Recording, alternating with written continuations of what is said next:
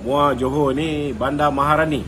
2 tahun sudah Bandar Maharani mendapat anugerah bandar terbersih di Asia, bandar terbersih di Asia. Jadi malam ni sempena dengan program anjuran kemas tadi, di mana Yang Amat Berhormat Datuk Seri Zahid Hamidi, Timbalan Perdana Menteri, hadir ke daerah Muar Johor untuk majlis berbuka puasa bersama dengan rakyat negeri Johor, bersama dengan teman-teman UMNO Johor, bersama dengan rakan-rakan pembantu apa dipanggil kemas dipanggil apa? Pembantu masyarakat pembantu kemajuan masyarakat kemas jadi kita pun bersama-sama dalam program pada petang ni. Hari ini saudara, kita ada banyak isu yang melibatkan pertukaran ketua menteri Melaka esok. Esok kita akan ada seorang ketua menteri Melaka yang baru. Saya yakin saudara, banyak orang yang bertanya kenapa berlakunya pertukaran ketua menteri sekarang. Ada yang beranggapan seolah-olah ada pergolakan apa semua. Jadi malam ni kita nak menjawab semua sekali persepsi negatif itu, supaya rakyat lebih jelas tentang apa sebenarnya yang berlaku di bumi Melaka. InsyaAllah. Silakan Kapten. Ya tu. Ya. Bercakap Dekat sikit. Ya tu. Bercakap kepada Malaysia KZ kenyataan Malaysia KZ. Ya. Datuk Sulaiman menjelaskan tiada desakan yang dibuat untuk beliau meletakkan jawatan. Sebaliknya desakan tersebut datang daripada hati beliau sendiri. Mohon komen itu. Kalau ada desakan tu datang daripada hati, takkan saya nak komen lagi kan. Hanya Allah Ta'ala dia tahu apa yang berada di dalam hati beliau kan. Saya yakin beliau pun sedia maklum bahawa biasanya jawatan Perdana Menteri biasanya dipilih ataupun diangkat oleh Kebawah-Duli Yang Maha Mulia Seri Paduka Baginda Tuan Agong, terdiri daripada ketua parti kan. Begitu juga dengan jawatan ketua menteri ataupun menteri besar biasanya ketua perhubungan diangkat menjadi menteri besar. Ini adalah amalan lazim kan? Dan saya rasa Datuk Seri Sulaiman pun tahu bahawa ketika berlakunya perubahan kerajaan negeri bila mana pada ketika itu ada berlaku pemindahan beberapa orang ahli Dewan Undangan Negeri Melaka menyertai Barisan Nasional, menyokong Barisan Nasional. Pada ketika itu Ketua Perhubungan Negeri Melaka ialah Datuk Seri Rauf.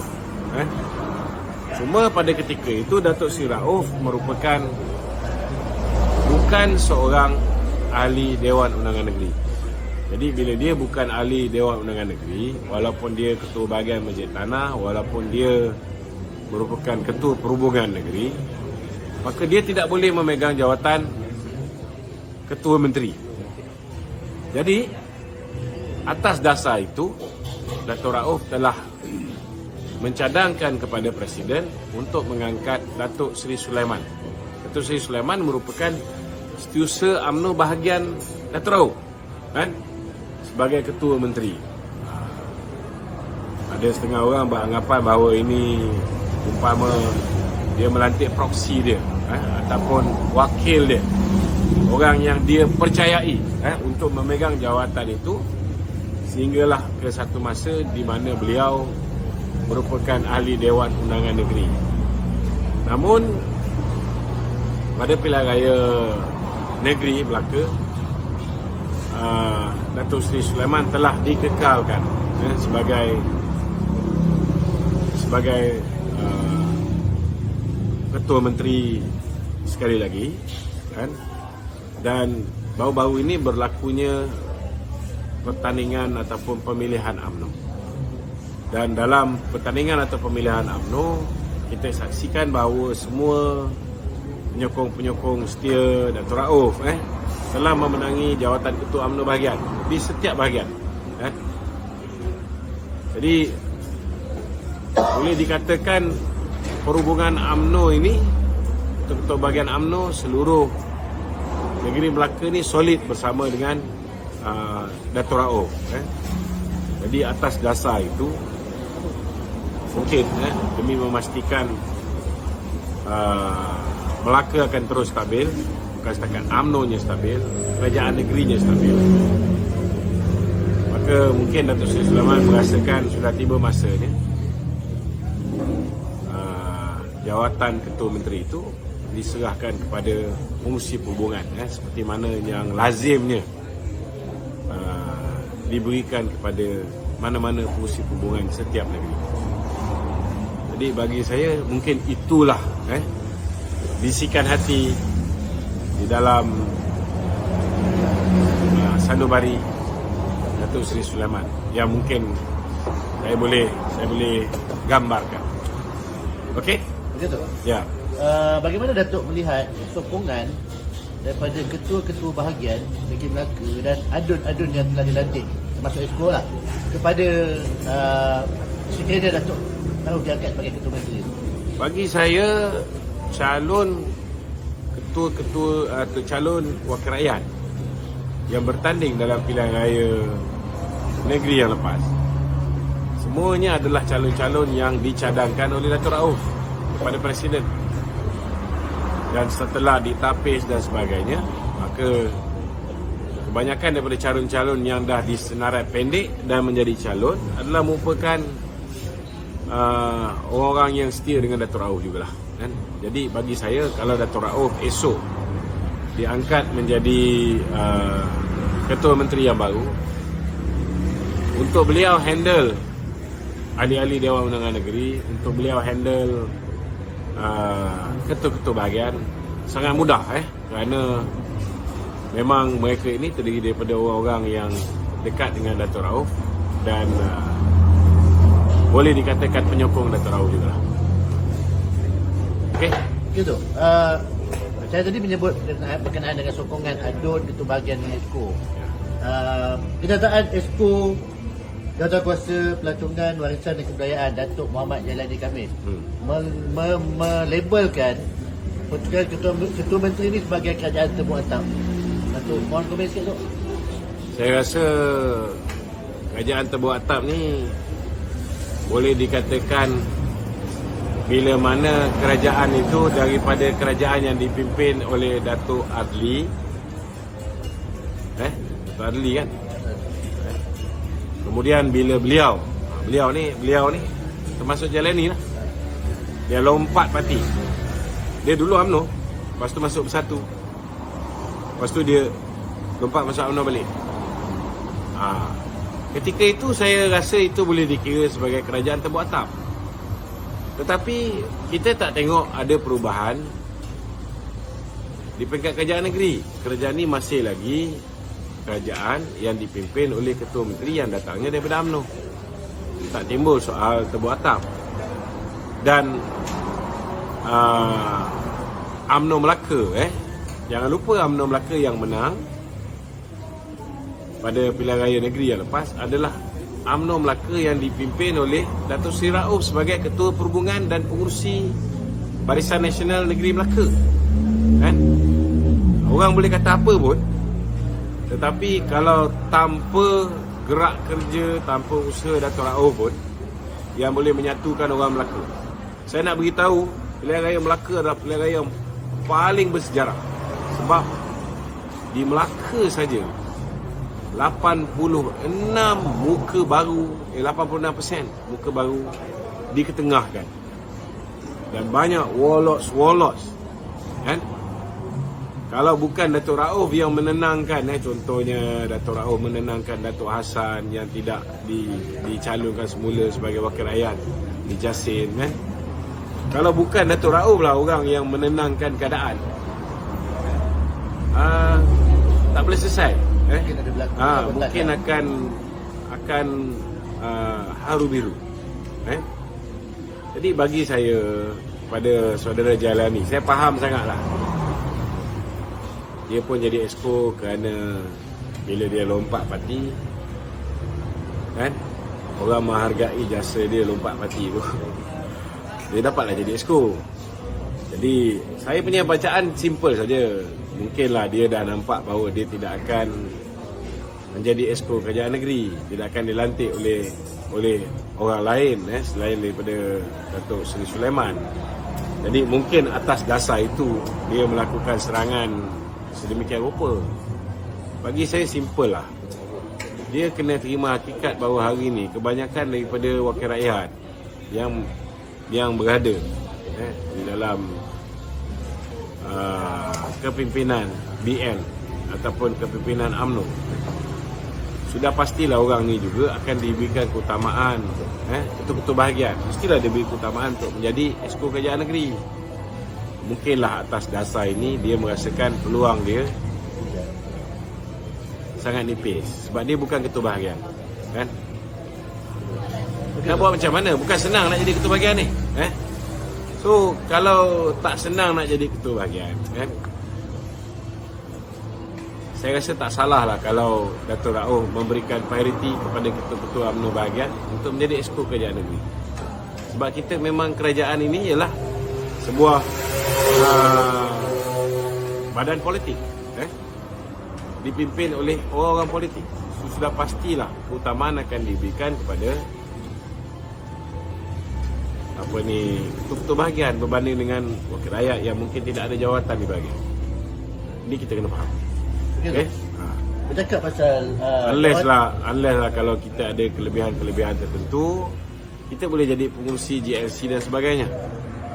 Kalau kita ada kepakaran dari segi teknologi ke, dari segi kemampuan pengurusan ke, ataupun kita ada kepakaran dalam bidang aero angkasa ke, mungkin boleh diletakkan di GLC yang berkaitan dengan perkara-perkara terbabit. Tetapi ini nak pilih exco kerajaan negeri, kan, yang akan membantu Datuk Seri Rauf kalau dia diberi mandat esok lah, kan, untuk mengukuhkan kedudukan kerajaan negeri, mengukuhkan lagi prestasi pelaburan ataupun foreign direct investment. Semenjak kita menang ni, saya rasa sebagai exco pelaburan, Datuk Seri Rauf telah bawa banyak pelabur-pelabur masuk ke negeri Melaka, dan saya rasa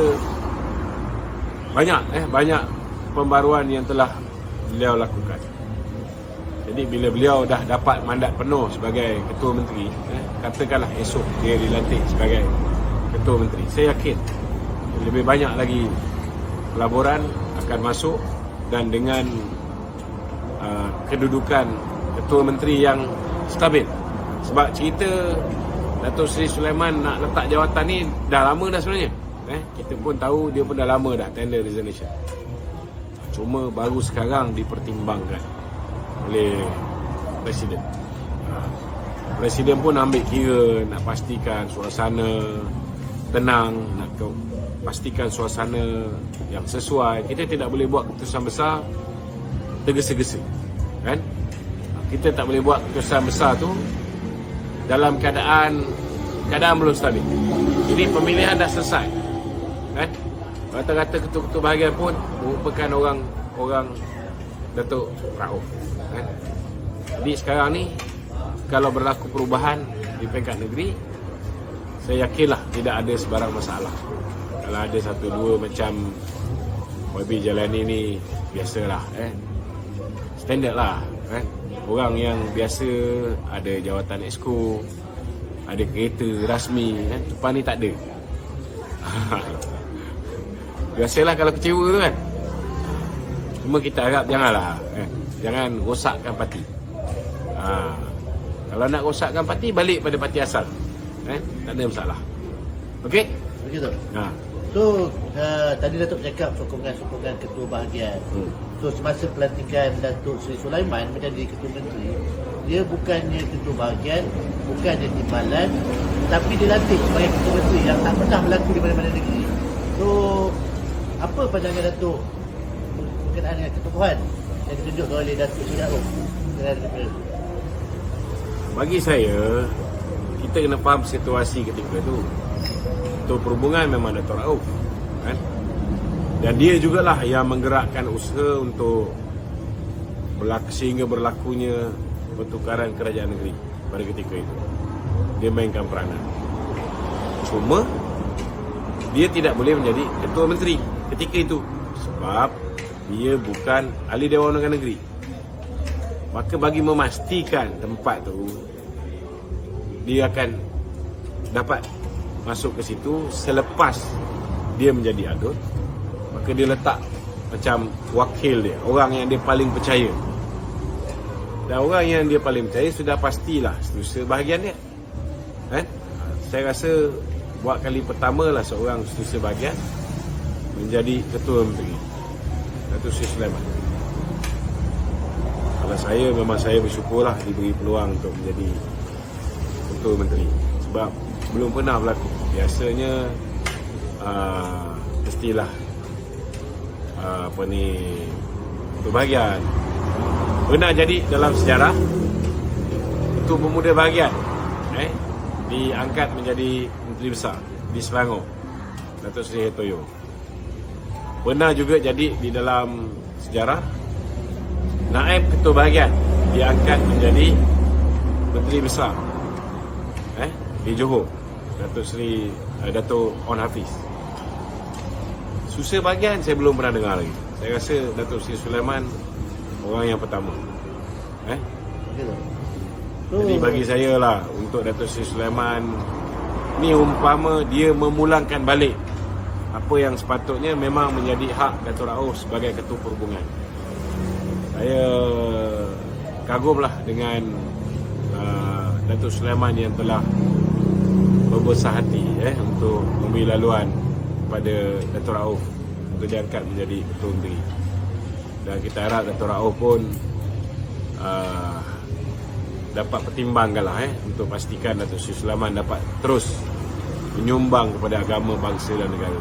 Tak kira lah dalam bentuk apa pun. Okey? Ya tu? Ya.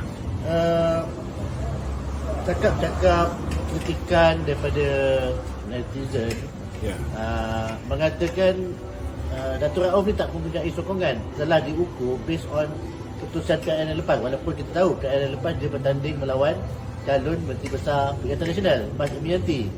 So diukur berkenaan dengan jumlah undi yang tak banyak tu. Tu Datuk komen sikit. Dia macam ni, sama ada jumlah undi tu banyak ke tak banyak, kita kena terima hakikat Dato' Rauf telah berjaya menumpaskan Mas Emianti.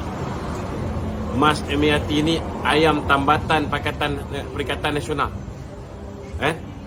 Dengan duit yang Muhyiddin bagi kepada Mas Emianti, dia belanja bukan main lagi. Bukan masa pilihan raya tau. Sepanjang-panjang dia menjadi ahli parlimen Masjid Tanah ni. Lepas dia keluar daripada UMNO, dia lompat. Dia belanja, dia jaga orang-orang Masjid Tanah luar biasa. NGO di Masjid Tanah luar biasa. Saya tahu sebab saya duduk kempen untuk Dato' Zahid, Dato' Rauf sepanjang tempoh tu. Mula-mula saya kempen di Tangga Batu, tapi saya silap percaturan. Saya ingat ketika tu Datuk Seri Ali mudah menang, maka saya tengok mungkin sukar sikit sebab lawan dengan Giant dekat apa nama tempat tu, Tanjung Bidara. Jadi saya pergi membantu. Bukan senang sebab memang kita tahu bekalan keuangan Mas Emianti memang dahsyat. Dan akhirnya dia berjaya tewaskan satu-satunya calon Ketua Menteri daripada Perikatan Nasional. Memanglah kalau nak banding dengan tempat Datuk Sulaiman, dia punya majoriti besar. Tetapi sudah pasti dia tak lawan dengan Mas Emianti. Sudah pasti dia tak lawan dengan tokoh-tokoh besar yang ada nama. Mas Emianti ketika itu ialah timbalan menteri. Kerajaan ketika itu dikuasai oleh Muhyiddin Yassin. Jangan lupa, kan? Untuk Dato' Rauf menang tu, It's not an easy task. Tapi dia berjaya menang juga. Jadi bagi saya lah, apa benda nak bangkit soal kalah menang tipis ke apa benda kan? Bagi saya, siapa juga, tak kira lah dia menang satu undi sekalipun, kalau dia ketua bahagian, kalau dia ketua perhubungan, kalau presiden parti mencadangkan nama dia sebagai ketua menteri ataupun menteri besar, dan DYT ataupun Sultan bersetuju, berkenan untuk seseorang itu dilantik menjadi menteri besar ataupun ketua menteri, tak ada orang boleh cakap apa. Tak ada orang boleh cakap apa. Okey? Begitu.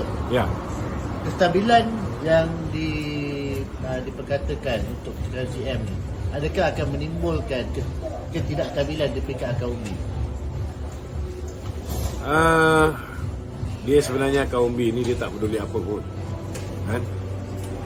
Dia yang banyak buat huru-hara ni kepimpinan. Dan dalam konteks negeri Melaka ni, bila rata-rata wakil rakyat tu orang yang menyokong Dato' Rauf, rata-rata ketua bahagian juga merupakan pengikut Dato' Rauf, kan? Jadi secara tidak langsung akar umbi kepimpinan negeri itu tidak bergolak, tidak ada berlaku jatuh menjatuhkan satu sama lain. Jadi saya yakin akar umbi pun akhirnya tidak ada masalah. Kebanyakan akar umbi ni porak-peranda bila orang atas ni berebut jawatan, kan? Dan saya tengok Datuk Seri Sulaiman bila dia sendiri nak melepaskan jawatan, dan dia pun tak menawarkan diri untuk bertanding lawan Dato' Rauf sebagai ketua bahagian. Jadi saya tak nampak lah akan wujudnya apa dipanggil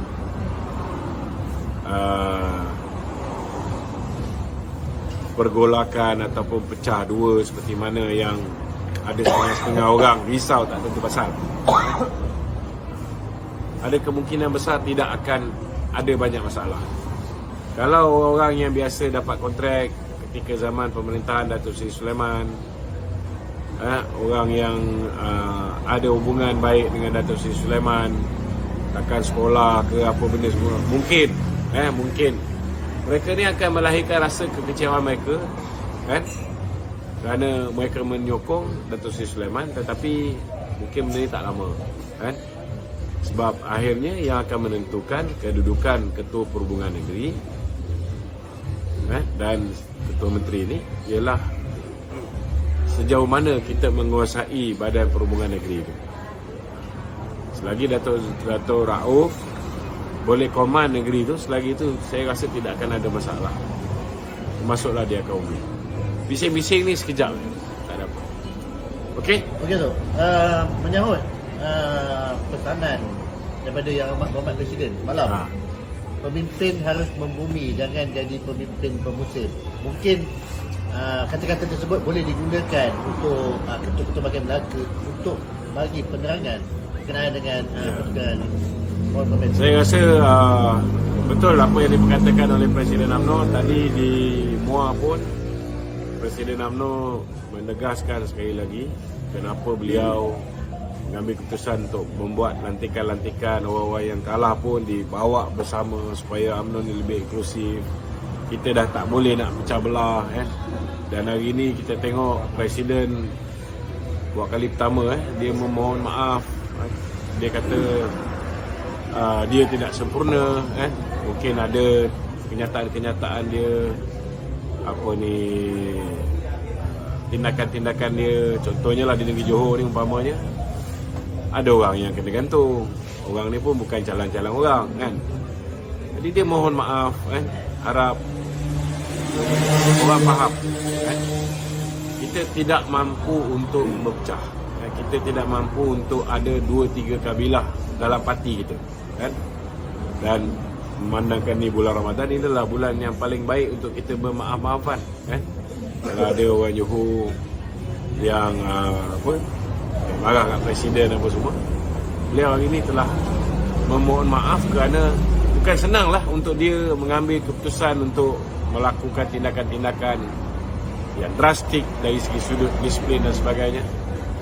Sudah pastilah bukan satu perkara yang mudah untuk mengemudi sebuah kapal yang ada 3.4 juta ahli ni. Tak mudah, tak mudah. Dan beliau mengharapkan semua kepimpinan khususnya akan dapat membantu, dan semangat ni saya harap dapat diambil juga oleh rakan-rakan di Melaka. Bila kita tukar ketua perhubungan, ketua Menteri Melaka ni, kita harap ketua-ketua UMNO bahagian, ketua-ketua perangan UMNO bahagian khususnya memainkan peranan untuk cuba sedaya upaya untuk menerangkan kepada akar umbi kenapa kita perlu tukar ketua menteri demi untuk memastikan UMNO Melaka ni terus stabil. Tidak ada lagi cerita-cerita atas satu bukit ada dua singa. Kita tak nak. Biar ada satu singa je dalam atas satu bukit. Jadi lepas ni saya rasa tak ada lagi timbul-timbul satu kapal dua nahoda. Ini satu benda yang bagus lah bagi saya. Okey? Ada lagi? Isu-isu malam ni kita pendek sikit. Isu-isu yang dimainkan pembangkang, Datuk, menyatakan isu pertukaran ketua Menteri Melaka ni hanyalah sebagai diversity untuk menutup kegagalan lawatan PM ke Arab Saudi. Ada kena-kena? Allah. Kau abaikan je lah cerita ni. Cerita dah basi. Dan ini hari kerajaan Arab Saudi pun dah mengesahkan memang dalam jadual Datuk Seri Anwar memang sepatutnya berjumpa dengan King Salman. Cuma mereka terpaksa mengubah jadual di awal Ramadan. Dan ini bukan perkara yang luar biasa. Memang selalu awal Ramadan ni terjadi begitu.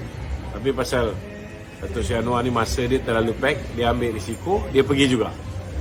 Tetapi walaupun tak dapat jumpa dengan King Salman, tapi banyak benda-benda lain dapat diselesaikan.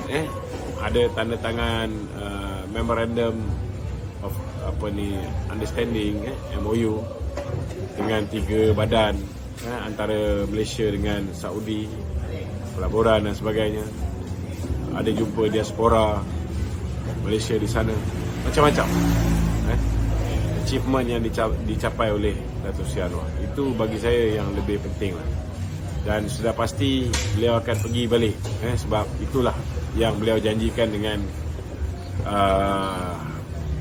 Prince Mohammed bin Salman. Bila tak dapat nak memenuhi permintaan Prince Mohammed bin Salman untuk beliau stay lagi 2 hari, beliau janji nak datang balik.